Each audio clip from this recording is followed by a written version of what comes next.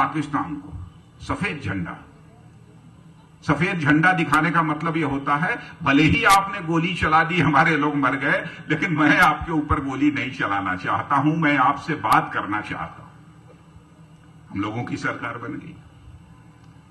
पाकिस्तान की पुरानी आदत पड़ी हुई थी, चला दी उन्होंने गोली, और बहनों भाइयों 5 लोग मारे गए।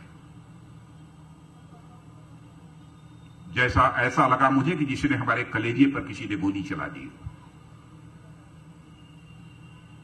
और फिर डायरेक्टर जनरल से मैंने पूछा, क्या है, क्या हुआ अपनी तरफ से? उन्होंने कहा, साहब हमने 16 बार जो है सफेद झंडा दिखा दिया, लेकिन पाकिस्तान बात करने को तैयार नहीं है। मैंने कहा, किसने कहा कि 16 बार आप सफेद झंडा दिखाइए, व्हाइट फ्लैग दिखाइए? उन्होंने कहा, साहब पुरानी परंपरा है कि हमको गोली नहीं चलानी है, चाहे वो जितनी भी गोली चलाएं, इसलिए बार बार हम लोग सफेद झंडे दिखाते हैं। बहनों भाइयों, उसी समय मैंने कहा 17वीं बार सफेद झंडा नहीं दिखाया जाना चाहिए और मुंहतोड़ जवाब दिया जाना चाहिए। और आपने देखा ऐसे हालात पैदा हो गए। यही पाकिस्तान त्राहिमाम करने लगा, बचा लो। संयुक्त राष्ट्र संघ से अपील करने लगा, भारत से अपील करने लगा कि अब गोली मत चलाइए। देश के मान सम्मान स्वाभिमान को बचाने के लिए बहनों भाइयों कलेजे में कुवत चाहिए। कमजोर कलेजे से देश के मान सम्मान स्वाभिमान को नहीं बचाया जा सकता। और भले ही यहां पर कोई झोपड़ी में रहने वाला क्यों न हो, भले ही कोई गरीब मां की कोख से क्यों न पैदा हुआ हो, लेकिन मैं मानता हूं कि उस नौजवान के हृदय की सबसे बलवती भावना यदि कोई होगी तो वह मान सम्मान और स्वाभिमान की भावना उसके हृदय की सबसे बलवती भावना होगी।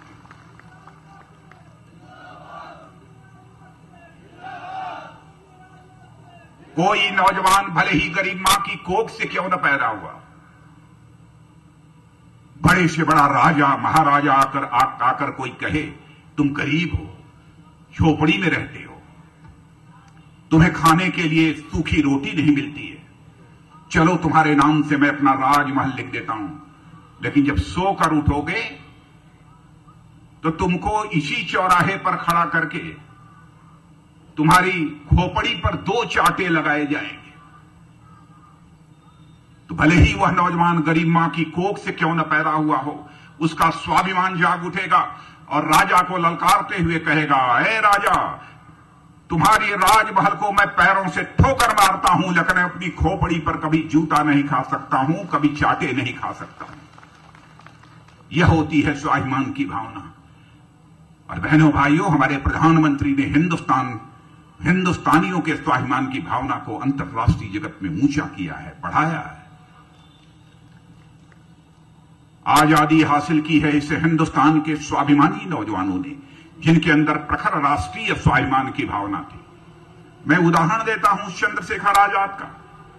26 साल की जवानी थी, इसी इलाहाबाद के कंपनी गार्डन में अपने रिवाल्वर की गोलियों से अंग्रेज दुश्मनों को भूनते भूनते जब रिवाल्वर में अंतिम गोली शेष बची थी, तो चंद्रशेखर आजाद को यह चिंता सताने लगी कि कहीं विदेशियों के रिवाल्वर की विदेशी गोली हमारे जिस्म में प्रवेश कर हमारे जिस्म को नापाक न कर दे। इसलिए राष्ट्रीय स्वाभिमान के धनी चंद्रशेखर आजाद ने अपने ही रिवाल्वर की अंतिम गोली अपने सीने में दाग लेने का काम किया था, तब जाकर यह भारत आजाद हुआ है। इसी स्वाभिमान के कारण ही भारत को आजादी मिली है बहनों भाइयों। और यही स्वाभिमान यदि हमारे देशवासियों के अंदर बना रहेगा तो भारत की आजादी के ऊपर भी कोई आंख उठाकर देखने की जरूरत नहीं कर सकता है।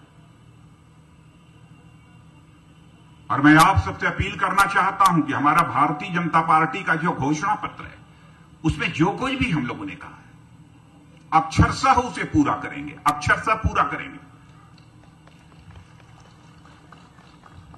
चाहे पानी का सवाल हो, चाहे बिजली का सवाल हो। अब जैसे अनऑथराइज्ड कॉलोनी उनको रेगुलराइज करने का सवाल था। लोग ये कहते हैं कि साहब आपने किया तो नहीं। वैसे ही शीला जी भी कहती थी, पहले भी लोग कहते थे कि अनऑथराइज्ड कॉलोनीज को हम रेगुलराइज करेंगे, वैसे ही आप भी कह रहे हैं। यह प्रचारित किया जा रहा है। लेकिन पढ़े लिखे लोग इस हकीकत को जानते होंगे। बहनों भाइयों, कभी भी दिल्ली की सरकार ने, कांग्रेस की सरकार ने, चाहे केंद्र की सरकार ने कैबिनेट में कोई प्रस्ताव पारित नहीं किया था। पहली बार अनऑथराइज्ड कॉलोनीज को रेगुलराइज करने के संबंध में हम लोगों ने कैबिनेट में भी प्रस्ताव को पारित कर दिया है।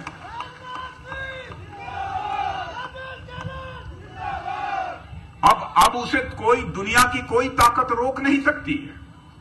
अब तो होना तय है। पानी का जहां तक सवाल है, हरियाणा में भी कांग्रेस की सरकार थी, दिल्ली में भी कांग्रेस की सरकार थी। क्यों नहीं मूनक नहर का पानी यहां पर आ पाया? लेकिन आप लोगों को अखबारों के माध्यम से जानकारी मिली होगी, हरियाणा में हमारी सरकार बनने के साथ ही हरियाणा सरकार इस बात के लिए तैयार हो गई है कि यदि जो पानी की किल्लत दिल्ली में है तो हरियाणा के मूनक नहर का पानी भी अब दिल्ली में पहुंचेगा। इसके लिए हरियाणा की सरकार भी अब तैयार हो चुकी है। और ये बतला रहे हैं कि वो प्लांट भी चालू होगा। ये मुझे जानकारी नहीं थी। प्लांट भी यहां का चालू हो। इसीलिए मैं कह रहा हूं बहनों भाइयों, जो हम कहेंगे वो करेंगे। महिलाओं की सुरक्षा की बात ये लोग करते हैं। अभी हाल में ही स्वयं मैंने लॉन्च किया है कि हिम्मत एक नया एप्लीकेशन मोबाइल का, कि कोई महिला यदि कोई उसके ऊपर आंख उठाकर देखने की जरूरत करता है तो जो ही अपने मोबाइल का वह बटन दबाएगी, तुरंत पुलिस कंट्रोल को सूचना हो जाएगी, पीसीआर वैन को सूचना हो जाएगी। 5 और 7 मिनट के अंदर भी पीसीआर वैन उसकी सुरक्षा के लिए पहुंच जाएगी। महिलाओं के लिए चिंता न होती हम लोगों को, तो हम लोग महिला मुख्यमंत्री किरण बेदी उसको प्रधानमंत्री पद के उम्मीदवार के रूप में पेश करती।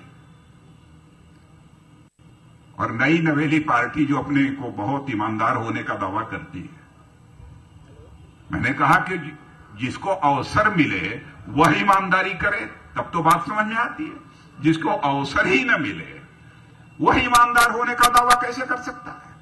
40 वर्षों तक लगातार पुलिस सेवा में रहने के बावजूद दिल्ली ही नहीं दुनिया का कोई व्यक्ति उंगली उठाकर नहीं कह सकता है कि हमारी यहां की मुख्यमंत्री की उम्मीदवार किरण बेदी के दामन पर कभी भ्रष्टाचार की दाग लगी हुई हो। ऐसे नेता को हम लोगों ने मुख्यमंत्री के रूप में प्रोजेक्ट किया। इसलिए बहनों भाइयों, मैं आप सबसे अपील करने आया हूं कि राजेश जी गहलोत को भारतीय जनता पार्टी ने प्रत्याशी बनाया है। इन्हें भारी मतों से जिताकर भेजें दिल्ली की विधानसभा में। और हमारे हरीश जी मीना ने जो बात कह दी है, कभी कभी भगवान ही अपने मुंह से निकलवा देता है कुछ।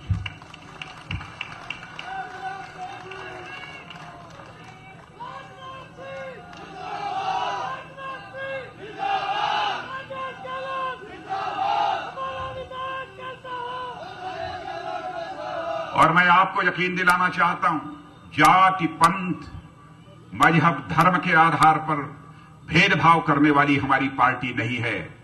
हम राजनीति जाति, पंथ, मजहब के आधार पर नहीं करते हैं, बल्कि इंसाफ और इंसानियत के आधार पर करते हैं। मैं जानता हूं कांग्रेस की हुकूमत में क्या क्या हुआ है। 1984 के दंगों में जिस प्रकार से जुल्म ढाया गया, और उसके बाद भी उनके बड़े नेता ने बोल दिया कि बड़ा वृक्ष गिरता है तो धरती हिलती है। शायद वो इस हकीकत को नहीं समझ पाए कि धरती जब हिलती है तो भले ही क्यों बड़े से बड़ा वृक्ष न हो, उसे धराशायी होने से कोई दुनिया की ताकत रोक नहीं सकती। और हम लोगों ने तुरंत उसी समय, आज के 1.5-2 महीने पहले ही बहनों भाइयों, जस्टिस माथुर के चेयरमैनशिप में कमेटी बना दी थी। अब जो भी उनकी रिकमेंडेशन होगी उस आधार पर मैं यकीन दिलाना चाहता हूं कि हम सभी के साथ इंसाफ करेंगे, चाहे कोई किसी जाति, पंथ और मजहब का क्यों न हो। सबके साथ हम इंसाफ करेंगे। इसलिए ज्यादा कुछ न कहते हुए मैं आप सब लोगों से अपील करूंगा कि राजेश गहलोत को भारी मतों से विजय दिलाकर आप दिल्ली की विधानसभा में भेजें तो मैं जाऊं, मान लूं जीतेंगे पक्का। बहुत बहुत धन्यवाद।